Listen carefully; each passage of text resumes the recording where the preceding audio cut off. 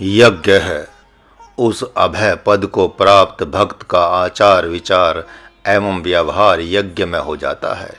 इतना ही नहीं, घर में हैं तो पंच महायज्ञ आदि के साथ साथ देव यज्ञ आदि को निष्काम करने लगता है। जैसे राजा जनक ने ज्ञान होने के उपरांत भी अश्वमेध आदि यज्ञों का परित्याग नहीं किया, वैसे ही सदा ध्यान में बने रहने वाला साधक भी अपने से विशेष बड़े चढ़े ध्यानी ज्ञानी विज्ञानी के प्रति विशेष भाव रखता है एवं सुबह शाम 10-12 मिनट मानसिक यज्ञ पूजन भी करता है। संपूर्ण प्राणियों को ब्रह्म का रूप समझकर धूप दीप नैवेद्य अर्पित कर सबको संतुष्ट करता है। जो जिस प्रकार की सेवा से संतुष्ट होने वाला है उसे यथार्थ सामर्थ्य उसी विषय वस्तु से संतुष्ट करता है। अतः आत्म जिज्ञासु के पास उपरोक्त गुणों के द्वारा यज्ञ आदि गुण भी प्रकट हो ही जाते हैं।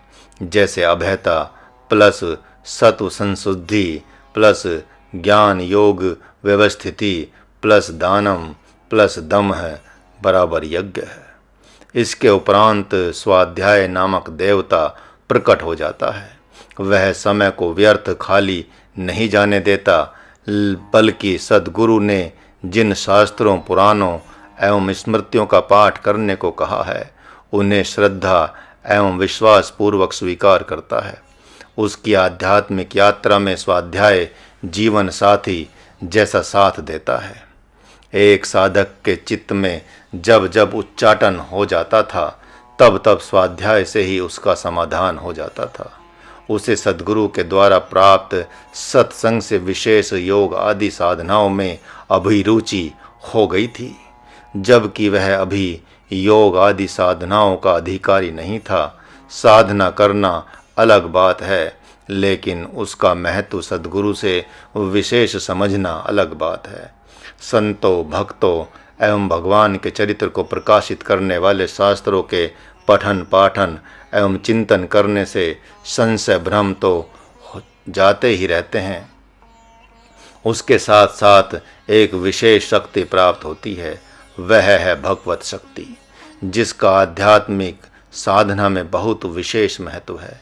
स्वाध्याय का 2 अर्थ लेना चाहिए, एक आर्ष ग्रंथों का पठन पाठन और दूसरा स्वयं के तन मन वचन एवं हृदय से प्रकट होने वाले सद्गुणों एवं दुर्गुणों का अध्ययन करना तथा अस्वीकार करने योग्य गुणों को अस्वीकार करना और स्वीकार करने योग्य गुणों को धारण करना।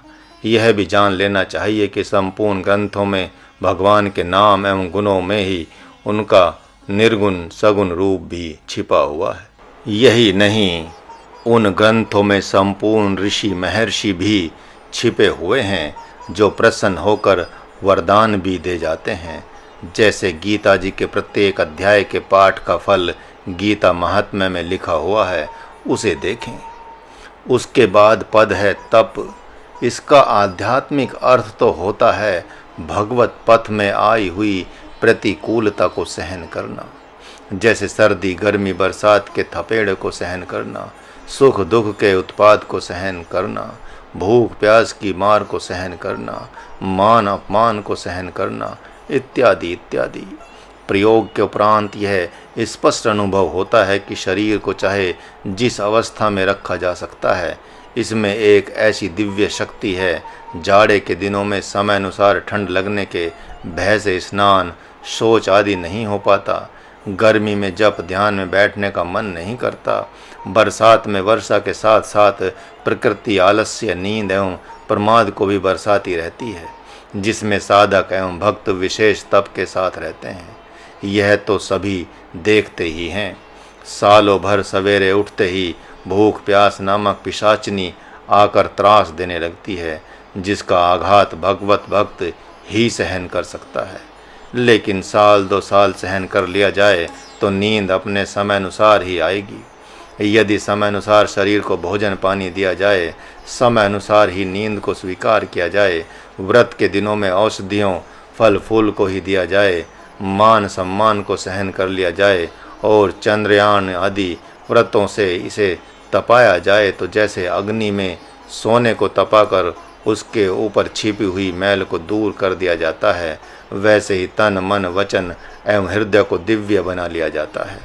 उसके उपरांत प्रकट होता है आर्जवम, मन, वाणी, शरीर की सरलता, अर्थात उपरोक्त गुणों के प्रकट होने पर शरीर में एक सरलता प्रकट होती है जो स्पष्ट दिखाई पड़ती है, अर्थात वाणी में विनम्रता, स्वर में मधुरता स्पष्ट दृष्टिगोचर होती है। शारीरिक संचंचलता दूर हो गई रहती है, उसमें ऐंठ नहीं रहती। उसके उठने बैठने चलने फिरने में भी उसकी सरल गति का अनुमान लगाया जा सकता है। सत्यम, एक बालक ने प्रतिज्ञा कर ली थी कि आज से मैं झूठ नहीं बोलूँगा। उसके पिता ने किसी अवसर पर झूठ बोलने को कहा। पुत्र ने मना किया तो पिता ने एक चांटा जड़ दिया। पुत्र ने कहा, आपके मारने पीटने से हृदय से झूठ आएगा नहीं। आप शरीर को ही मार सकते हैं, सत्य को मार नहीं सकते। सत्य तो सर्वदा अवध्य है, तथा शरीर को भी आप कितना मारेंगे, क्योंकि जिस दिन इस शरीर को जन्माने वाला नहीं चाहेगा तो उस दिन आप चाहकर भी नहीं मार पाएंगे। यह तो मेरी मूर्खता ही है कि आप जैसे असत्य वक्ता को मैं पिता मान रहा हूँ। एक दिन अवश्य ऐसा आएगा कि मैं उस सत्य वक्ता को ही पिता मानूंगा, कहूँगा। साधक ने सच ही कहा था, क्योंकि जिस दिन प्रभु ने नहीं चाहा उस दिन हिरण्यकश्यप प्रहलाद को मार नहीं पाया। उसके जैसे वरदानी पुरुष की छाती को चीरकर भगवान ने रक्तपान किया। जो भक्त हैं उन्हें सताने वाले उनके पिता को भी भगवान क्षमा नहीं करता। प्रवृत्तिम च निवृत्तिम च। आप कहते हैं कि हम भक्त हैं और दूसरी ओर जो पिता माता नहीं हैं फिर भी कहते हैं कि हम पिता माता हैं। वैसे लोगों से आप मोल भाव करते हैं। कोई माँ अपने को भक्त कहती है और अपने अहंकारी पति से भय के कारण मोल भाव करती है, उसके लिए बिना मोल बिक जाती है, सत्य का परित्याग कर देती है। कोई पिता कहता है कि मैं भक्त हूँ और कंस जैसे पुत्र से डरता है, फिर वह किस बात का भक्त है? जो असत्यवादी जीव के लिए बिक जाता है उससे सारी की सारी आसुरी प्रवृत्तियाँ खिलवाड़ करती हैं, लेकिन भक्त के साथ कोई ढोंग नहीं कर सकता। अक्रोध शांति। महाराज ने एक ऐसी माँ को देखा है जिसका पति मानो रावण बनकर आकाश में हुंकार भरता हुआ उसके सिर पर दही का मटका पटक देता है, शरीर पर पत्थरों की बरसात कर देता है, राक्षसों की भांति मारता पीटता है और पुनः 4-5 घंटे के बाद क्षमा याचना करते हुए कहता है, मैंने तुझे बहुत सताया।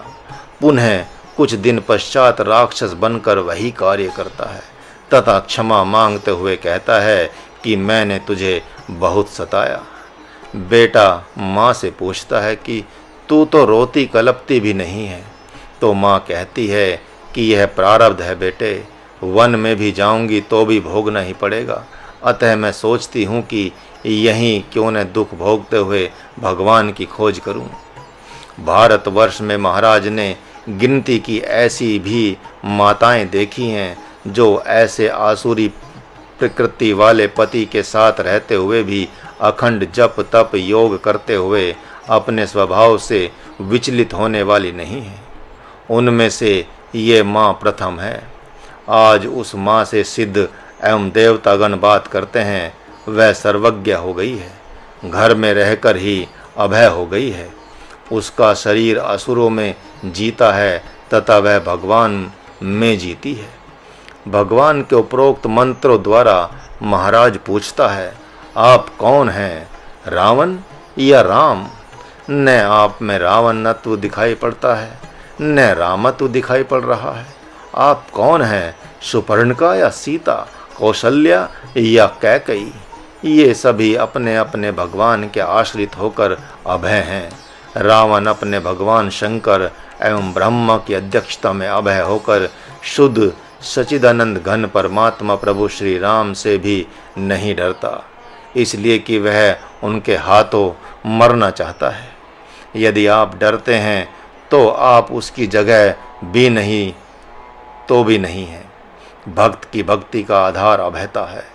अभय शिष्य के चित्त में ही सद्गुरु ज्ञान ध्यान विज्ञान का बीज बोता है। जब तक आप भीरू रहेंगे तब तक तो आपका सद्गुरु भी आपके लिए सफल नहीं हो सकेगा। इसीलिए प्रभु ने कहा कि उससे प्रेम एवं मित्रता कर लेना जो अभय है और भक्त भी है। कल एक पिता फूट फूट कर रोने लगे। वे कह रहे थे कि मेरा बड़ा बेटा मुझे छोड़ना चाहता है क्योंकि वह कमा रहा है और मेरे अन्य 2 बेटों की स्थिति कुछ गंभीर है। महाराज ने कहा, तो क्या हो गया? आपको और आपके दोनों बच्चों को अपने भगवान पर भरोसा नहीं है क्या? वह अपनी फैक्ट्री लेकर ही तो अलग होगा। आपके आशीर्वाद एवं प्रसन्नता से तो वंचित ही रह जाएगा। भगवत भक्त माता पिता को दुख देकर आज तक कौन सुखी रहा है? लगता है कि आप सच्चे भक्त नहीं हैं, तभी तो दुरात्मा पुत्र से डरते हैं कि वह अलग हो जाएगा तो रोटी मिलेगी कि नहीं। कोई धन से, कोई बुद्धि से, कोई मन से, कोई तन से दरिद्र होता है, लेकिन आप तो भगवत भक्ति से ही दरिद्र लग रहे हैं। भगवत भक्त माता पिता अपने पुत्र की संपत्ति नहीं खाना चाहते। आप दोनों की 50-60 वर्ष की अवस्था हो गई, अतः तीर्थ में जाएं। वहाँ भगवान का अन्न क्षेत्र खुला हुआ है। किसी आश्रम में साधन भजन करते हुए प्रसाद पाएं, उस पर आपका जन्म सिद्ध अधिकार है। बेटे अपने भाग्य से आए हुए हैं। आपकी कैसी प्रतिष्ठा और कैसी संपत्ति।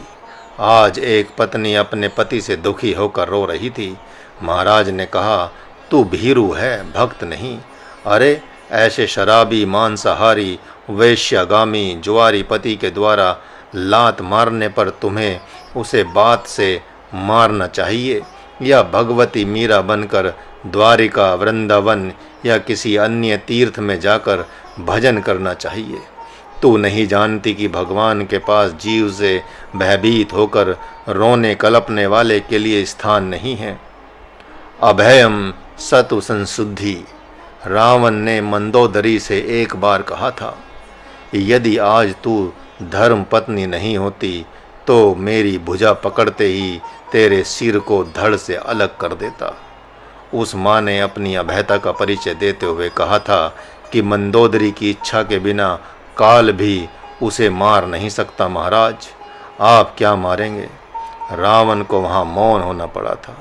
जो अभय है, भगवान के हैं, वे कहीं भी रहते हैं तो भी भगवान के ही रोह के रहते हैं। पापियों के पास भी संपत्ति होती है। यदि आप उस संपत्ति के लिए माता पिता से डरते हैं तो आप में और उस पापी में कोई अंतर नहीं है। माता पिता वही है जो अपने बाल बच्चों को जप तप योग में प्रवृत्त करे। पुत्र वही है जो अपने माता पिता भाई बांधवों को भगवत भक्ति में लगावे। धर्म पत्नी वही है जो पति को भगवान के सम्मुख खड़ा कर दे और धर्म पत्नी भी वही है जो धर्म पत्नी को भगवान की आत्मा बना दे। आदि आदि पिता एवं माँ, ये दोनों शब्द भगवती और भगवान से निकले हुए हैं। माँ एक ही है, वह है भगवती आदि शक्ति दुर्गा। पिता भी एक ही है, वह है भगवान। ये दोनों शब्द जो बाहर में बिखरे हुए हैं, ये भगवती एवं भगवान की किरणें हैं। लाज को भी लाज आ जाएगी। आपको लज्जा भी नहीं लगती जब आप कहते हैं कि मैं तुम्हारा पिता हूँ, तुम्हारी माता हूँ, पुत्र हूँ, जबकि आप में एक अंश भी न भगवत्ता है, न मातृत्व है और न ही पुत्रत्व है। हाँ, यदि आप राजा जनक के आदर्श वाले हैं तब तो निश्चित ही आपके पुत्र पुत्री आपकी आत्माएं हैं। लेकिन जब अपने पेट के लिए ही उनको अपना अंग मान लेते हैं तब आप रावण भी नहीं हैं। आपका तो कोई भगवान है ही नहीं, इसलिए कि आप महाडरपोक हैं। 5 मिनट राम राम जपते हैं और अगले ही क्षण लगता है कि श्याम नाम बड़ा है तो श्याम श्याम करने लगते हैं। 2-4 मिनट बाद गायत्री मंत्र को बड़ा मानकर जपना प्रारंभ कर देते हैं। कुछ ही क्षण बाद सोचते हैं कि अकाल मृत्यु योग का नाशक तो महामृत्युंजय मंत्र है। तब तक कोई कहता है कि दुर्गा सबसे बड़ी है और आप नवारण मंत्र ओम ऐं ह्रीं क्लीं चामुंडे विच्चे जपना प्रारंभ कर देते हैं। ऐसा तो आपका बिखरा हुआ मन, बिखरी हुई स्मृति, बिखरा हुआ विश्वास है। एक पल भी मन टिकता नहीं है और कहते हैं कि हम भक्त हैं। भक्त कहलाने का बड़ा शौक है, इसके लिए चाहे जितना ढोंग करना पड़े उतना ढोंग आप करते हैं। एक भक्त ने कहा कि मैं सोते समय सभी भगवानों का आवाहन कर लेता हूँ। महाराज ने पूछा कि सपने में सब आ जाते हैं क्या? कैसी मूर्खता है। नियम तो कहता है कि संपूर्ण देवी देवताओं का पूजा पाठ के समय स्मरण कर लिया, उन्हें प्रणाम कर लिया, उसके उपरांत दिन रात अपने भगवान के ही नाम का जप किया, उन्हीं के रूप का ध्यान किया। आप जिस भगवान को मानते हैं वही आपका भगवान है, दूसरे भगवान तो आपकी शक्तियाँ बन जाते हैं। इस गूढ़ात्मक रहस्य को समझ लें। जैसे भगवान विष्णु की उपासना करने वाले के लिए शिव, ब्रह्मा, दुर्गा, सूर्य, गणेश आदि शक्ति हो जाते हैं, जब आप उपासना की सीमा में आते हैं तो आपका भगवान ही सबकी आत्मा होता है। उसका रूप, उसका नाम ही आपके लिए भगवान होता है। ज्योतिषी जन्म कुंडली को देखकर कहता है कि महामृत्युंजय का जप करा दो, अन्यथा तुम्हारे बच्चे की अकाल मृत्यु हो जाएगी। तो उस समय आप अपने भगवान को किनारे कर देते हैं। आपका भगवान शक्तिहीन है क्या? आपका भगवान तो महामृत्युंजय की भी आत्मा है। फिर आप क्यों डरते हैं? इसीलिए न कि आप भगवान के भक्त नहीं हैं, सदगुरु की बात पर विश्वास नहीं है और जन्म कुंडली की बात पर विश्वास हो गया। डरपोकों के हजार भगवान होते हैं, डरते डरते अपनी छाया से भी डरने लगते हैं। जब तक भगवान आपकी छाया नहीं बन जाता तब तक आप अपने ही शरीर की छाया से डरते रहेंगे। हर प्राणी पदार्थ की छाया होती है। हाँ, मृत्यु के कुछ घंटे पूर्व अपने शरीर की छाया समाप्त हो जाती है। उस समय प्रकृति संकेत करती है कि अब भी तो आप जगत से अभय हो जाओ। आप कहेंगे कि उस समय तो और भय लगेगा। यही तो महाराज का कहना है कि यदि उस समय भी आप भगवान के हो जाते हैं तो आप में अभयता प्रकट हो जाती है। भगवान के विविध रूपों में से यदि एक भी रूप आपके स्मरण में रहता है तो आप में अभयता सहज ही प्रशस्त होती है। अहिंसा, सत्य, अस्त्य, ब्रह्मचर्य आदि सद्गुण भी तो भगवान के विविध रूप हैं। उपरोक्त 3 मंत्रों में जो लगभग 26 सद्गुण गिनाए गए हैं वे भी तो भगवान के ही विविध रूप ही हैं। भगवान मूर्त रूप में आने के पूर्व इन्हीं रूपों में आता है। जिनके पास सद्गुरु रूप ब्रह्म नहीं है वे सबसे डरते रहते हैं, यहाँ तक कि वे सबसे डरने वाले प्राणियों से भी डरते रहते हैं। जैसे सांप, बिच्छू, शेर ये सब मनुष्यों से डरते हैं। रात्रि में चोर की भांति शिकार के लिए निकलते हैं, वे इनसे भी डरते हैं। यहाँ तक कि वे कीड़े मकोड़े एवं पतंगों से भी डरते हैं। दुबई में रहने वाली मांडवी पतंगों से डर कर भाग जाती है, चिल्लाने लगती है जैसे काल आ गया हो।